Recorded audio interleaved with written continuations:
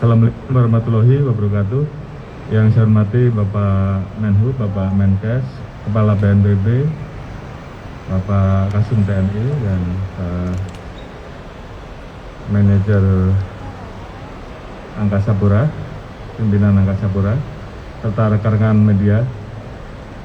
Baru saja kami bersama-sama melaksanakan pengecekan secara langsung untuk mengetahui proses pemeriksaan terkait dengan kedatangan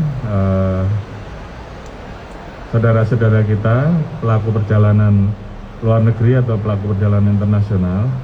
Secara umum kita melihat ada 14 tahapan yang harus dilalui, mulai dari pada saat masuk dan kemudian dilaksanakan pemeriksaan awal sampai dengan tahap terakhir diarahkan menuju hotel, menuju wisma ataupun yang mendapatkan fasilitas untuk melaksanakan karantina mandiri.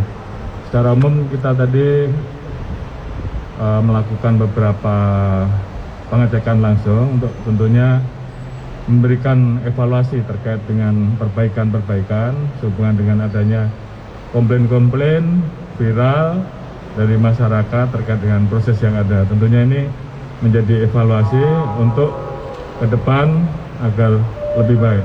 Tentunya ada beberapa langkah yang kemudian memanfaatkan teknologi informasi dan juga tentunya bagaimana kemudian bersinergi antara petugas yang ada dengan memanfaatkan teknologi informasi untuk memastikan bahwa seluruh tahapan dari mulai masuk sampai dengan mengarah hotel itu semuanya berjalan dan tidak ada yang turun di jalan, dan kemudian memastikan bahwa selama 10 hari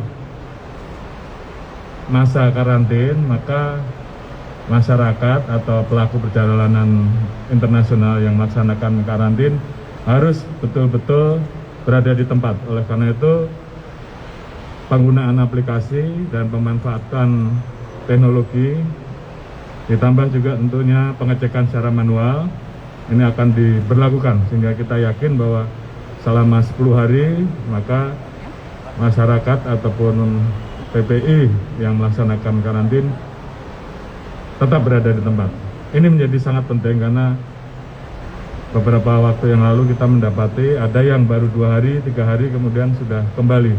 Dan ini tentunya berbahaya karena kita tahu bahwa saat ini sedang berkembang, bermutasi varian baru Omicron, dan dari informasi Kementerian Kesehatan sudah ada 8 varian yang rata-rata itu datang dari luar negeri.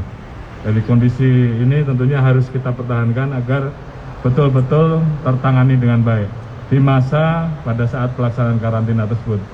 Oleh karena itu dalam kesempatan ini saya minta kepada seluruh Satgas, tim yang bertugas gabungan, baik dari Satgas, TNI, Polri, dan rekan-rekan yang lain untuk betul-betul melaksanakan dan mengawasi agar proses pelaksanaan pemeriksaan dan proses pada saat karantina betul-betul berjalan dengan baik.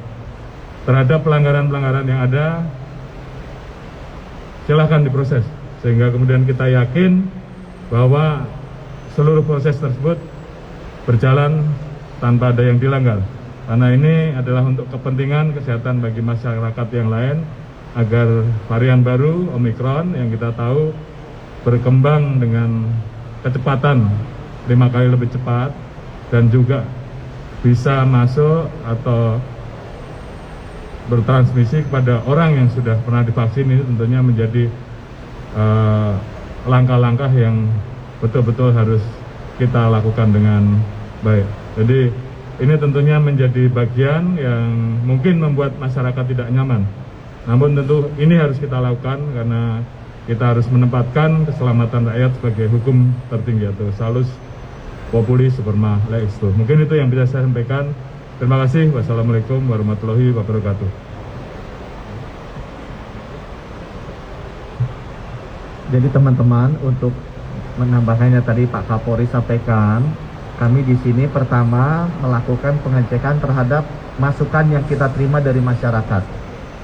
Masukan dari masyarakat umumnya menyatakan bahwa antriannya berjubel dan panjang. Masukan dari masyarakat juga menyatakan bahwa hotelnya ada mafianya dan harganya tinggi. Jadi kami sudah cek tadi dan terima kasih ke teman-teman Satgas TNI Polri, kita sudah pastikan antriannya sekarang lebih cepat dan juga tidak berjubel. Dan juga kita pastikan bahwa harga hotelnya, terima kasih, ini Kepala BNPB sudah dibikin transparan. Semua orang bisa melihat dan juga menggunakan sistem, jadi terkontrol. Nah, hal kedua yang kami cek juga adalah karena Soekarno-Hatta dan Entikong adalah titik perbatasan masuk di mana kasus probable Omikronnya paling tinggi. Padahal kita tahu Omikron ini di Inggris kemarin sudah 100.000 per hari. Negara dengan 1/4 populasi kita, kasus hariannya sudah 2 kali pada saat puncak Indonesia di bulan Juli kemarin yang 50.000. Jadi benar-benar ini harus dijaga dengan sangat hati-hati. Nah, kami titip teman-teman media juga mungkin bisa sosialisasikan untuk rekan-rekan Indonesia yang datang dari luar negeri yang 3.000 orang per hari atau sekitar 100.000 orang per bulan, either mereka itu PMI atau mereka itu liburan, tolong pahamilah kenapa kita mesti mengkarantina Anda 10 hari. Karena 100.000 orang ini bisa membahayakan 270 juta rakyat Indonesia kalau kemudian kita lolos. Jadi tolong pengertiannya agar teman-teman yang lebih beruntung yang sebagian bisa liburan ke luar negeri, kalau kembali disiplinlah karantina 10 hari untuk melindungi rekan-rekan kita 270 juta rakyat Indonesia yang sampai saat ini sudah kondisinya menjadi lebih baik. Terima kasih.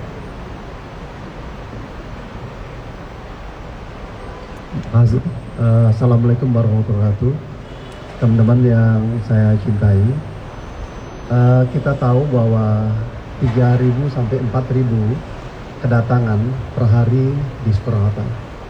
Oleh karenanya kami sudah minta kepada AP2 untuk mengaktifkan Terminal 2F, dan saya harapkan PMI konsentrasi di sana sehingga tidak ada satu konsentrasi yang banyak ada di Terminal 3 ini.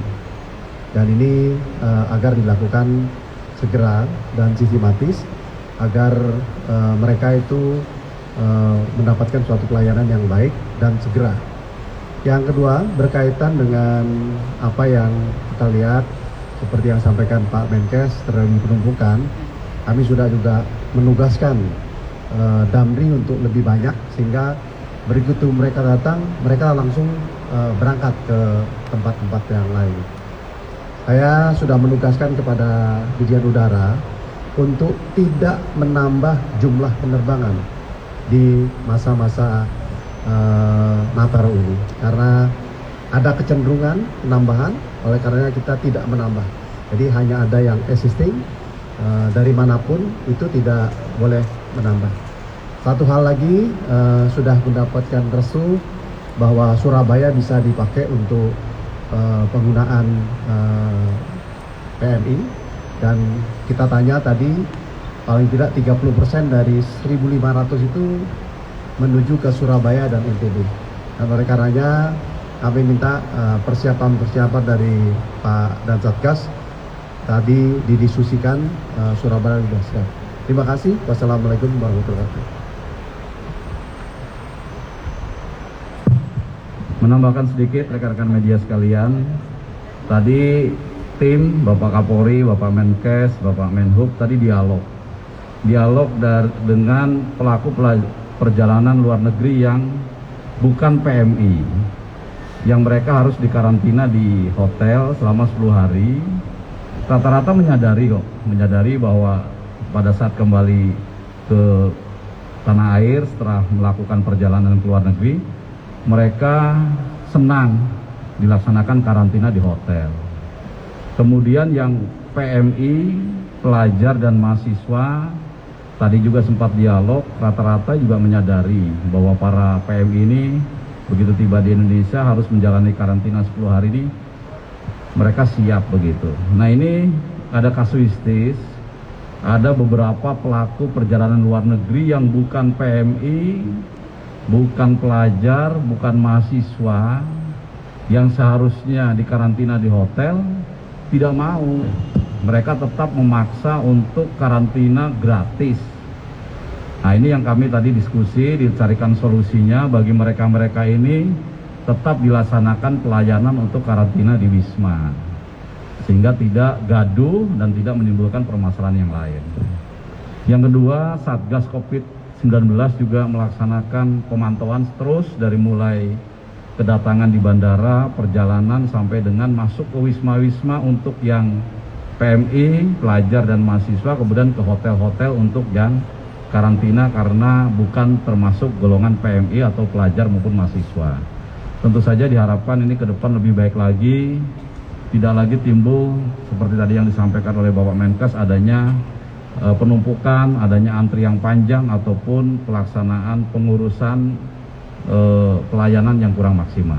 Itu saja, terima kasih. Wassalamualaikum warahmatullahi wabarakatuh.